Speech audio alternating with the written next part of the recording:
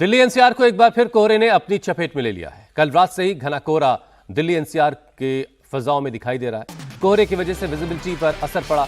कई इलाकों में जीरो विजिबिलिटी देखी गई। सड़क पर सुरक्षित ड्राइव करने की लोगों को सलाह दी गई। ट्रेनों पर भी इसका बुरा असर पड़ा। आईजीआई और हिंडन एयरपोर्ट से उड़ानों पर भी इसका असर दिखाई दे रहा है। इस बीच इंडिगो ने एडवाइजरी जारी करके कहा है कि दिल्ली और हिंडन पर आज सुबह भी कड़ाके की ठंड और घना कोहरा छाया हुआ है। विजिबिलिटी में उतार चढ़ाव की वजह से उड़ानों के वक्त में बदलाव हुआ है और हालात में बदलाव के चलते ट्रैफिक धीमा हो सकता है। यात्रियों को अपनी फ्लाइट्स की स्थिति पर नज़र रखने की सलाह दी गई।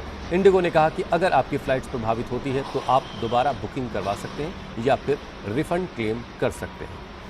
तो दिल्ली एनसीआर में घना कोहरा रात से ही छाया रहा। अभी सुबह होते होते भी सड़कों पर हर तरफ कोहरा ही कोहरा है और कई इलाकों में तो विजिबिलिटी बिल्कुल ज़ीरो है। अभी जो तस्वीरें आप देख रहे हैं यहाँ तो फिर भी आपको थोड़ी बहुत विजिबिलिटी दिखाई दे रही है, लेकिन ज़्यादातर ऐसे हिस्से हैं जो आबादियों से थोड़ा सा दूर है, वहाँ पर ज़बरदस्त फॉग है। अब जैसे ये तस्वीर आप देखिए, यहाँ पर विजिबिलिटी बिल्कुल कुछ ही मीटर के आसपास की है। बाईं तरफ की जो नोएडा की तस्वीर आप देख रहे हैं और इसका असर जाहिर है रोड ट्रैफिक पर तो पड़ ही रहा है, लेकिन ट्रेन सेवाओं पर भी इसका बुरा असर पड़ रहा है।